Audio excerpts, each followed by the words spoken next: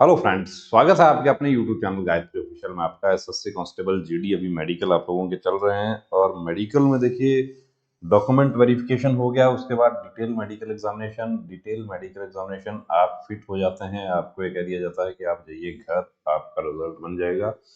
यदि आप अनफिट हो जाते हैं तो आपको एक मौका मिलता है कि आप री मेडिकल ले सकते हैं, जो कि सभी को दिया जाता है, चाहे वेट का इश्यू हो, चाहे कलर ब्लाइंडनेस हो, चाहे कोई भी इश्यू हो।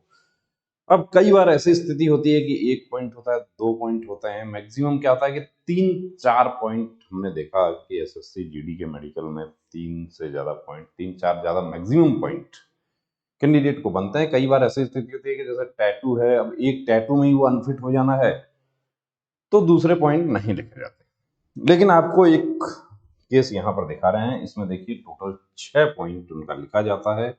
अब वो 6 पॉइंट लिखा गया, उसमें जब 6 पॉइंट यदि किसी कैंडिडेट का अनफिटनेस का पॉइंट बन जाता है तो उस स्थिति में क्या होता है कि देखिए ब्लड प्रेशर, धड़कन ये बढ़ना लाजमी है। कोई भी होगा उनकी जगह, सामान्य बुद्धि का आदमी होगा तो उसके साथ ये प्रॉब्लम होगी कि अब कैसे होगा। तो 1 पॉइंट 2 पॉइंट में परेशानी हो जाती है, तो 6 पॉइंट एक कैंडिडेट को मिल गया और वेरी नेक्स्ट डे उनको मेडिकल के लिए कहा गया कि आप कल सुबह आप आ जाइए। और अभी तो ये भी हो रहा है कि जो एडिशनल बोर्ड बनाए गए हैं वो तो सेम डे री मेडिकल कर रहे हैं। अब पॉइंट क्या क्या थे देखिए, यहां पर आपको दिखाते हैं। HTN हाइपर टेंशन है, ये बीपी बढ़ा हुआ है, एंड टैकीकार्डिया।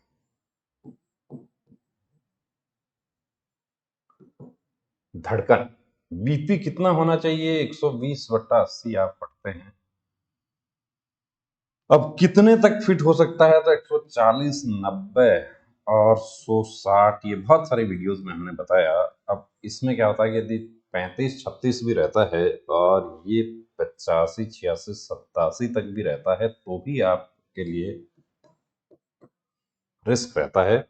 लोअर साइड भी उसी हिसाब से देखना है। अब ये दूसरा इनका white opacity left TM, left scar in right TM. तीसरा पॉइंट है ओपेसिटी और डेंचर इन लेफ्ट अपर जा, दांत का पॉइंट है। सब म्यूकस फाइब्रोसिस, जो कि चेस्ट एक्सरे से रिलेटेड एक पॉइंट है कि सांस लेने में तकलीफ होती है। और left ring finger nail injury, ring finger nail injury है, उसका एक पॉइंट है। और एक टो नेल्स जो था उनका, उसमें एक तरह से फंगस है, उसका पॉइंट है। ये टोटल 6 पॉइंट थे।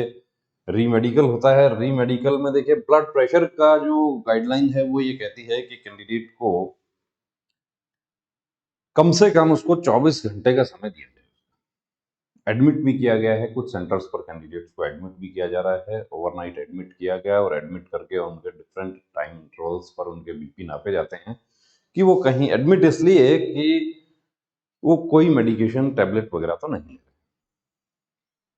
अब इनका ब्लड प्रेशर जो था वो 7 और 8 को नापा जाता है 2 दिन। वो क्या रहता है? 130 और 128। ये धड़कन है 120, 134। धड़कन, धड़कन कितना है? धड़कन 50 से 100 फीट। अब डेंटल पॉइंट और बीपी जो है 7 को नापा गया, 150, 100 हुआ, 152, 96 हुआ। फिर 8 को नापा गया, 2 रीडिंग 8 को लिया गया, 160, 100, 156, 98। और बीपी के पॉइंट में आपको 3 दिन, 4 दिन, 5 दिन तक आपको वेट करने के लिए वहां रोज बिठा कर रखा जाता है। तो ये नहीं समझना कि आपको सिर्फ बिठा कर रखा हुआ, आपका बीपी मेजर हो रहा है। अब देखिए डेंटल पॉइंट जो है इनके वो 16 हो गए। राइट एंड लेफ्ट टीएम, कान का जो पर्दा है वो भी इंटैक्ट हो गया, यानी कि जो ओपेसिटी वाला जो स्कार का जो पॉइंट था वो क्लियर हो गया। और सब म्यूकस फाइब्रोसिस भी नहीं है। Not significant left ring finger nail injury, जो नेल इंजरी है वो भी बहुत ही माइनर सी है तो उसमें भी क्लियर हो गया। और नोटेमिया इन टोनेल्स, किसी प्रकार का जो फंगल इन्फेक्शन है वो भी नहीं है। अब पॉइंट बचा एक, कौन सा?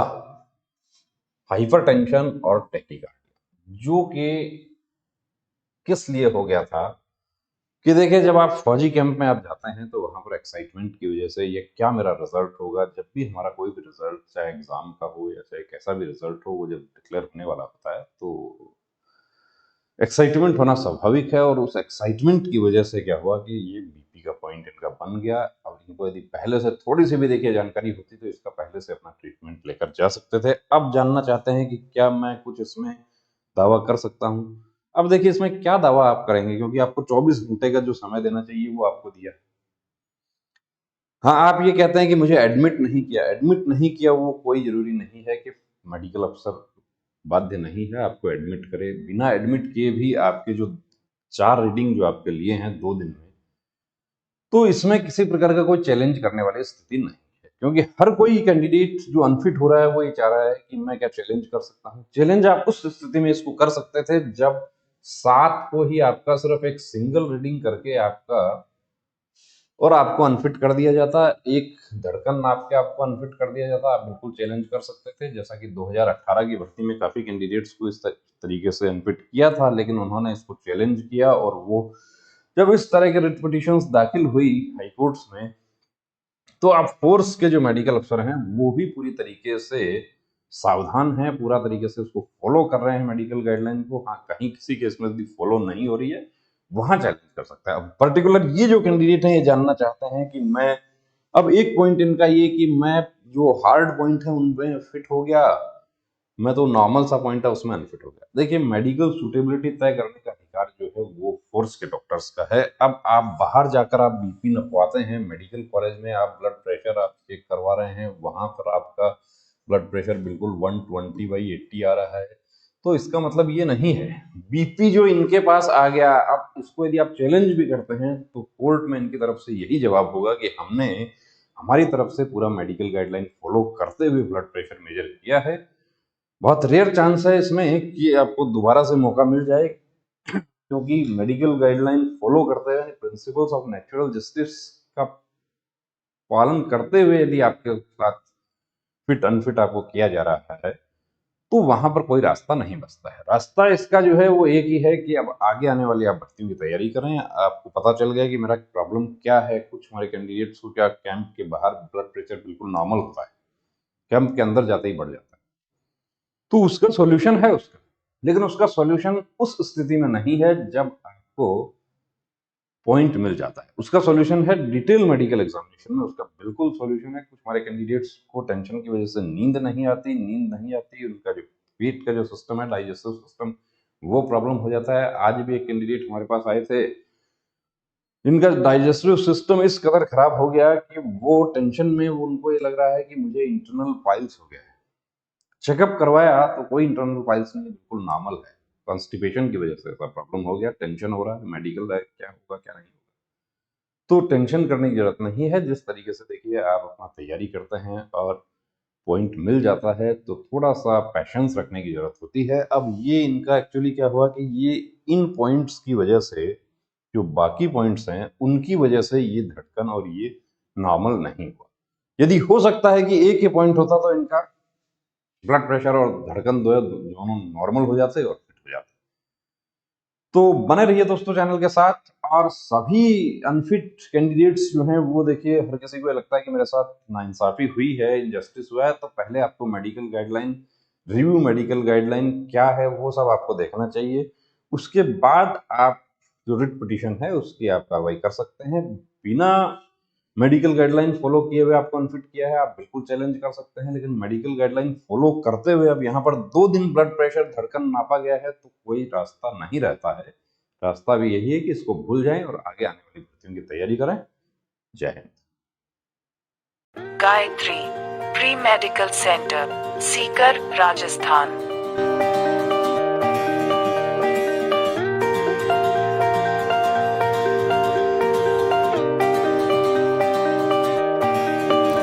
Our medical team: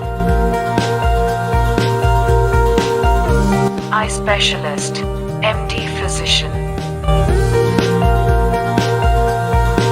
end specialist, physiotherapist, gynecologist, female staff. For female candidate. हमारे सेंटर पर कंप्लीट प्री मेडिकल चेकअप की सुविधा उपलब्ध है। Book your appointment 9982877744।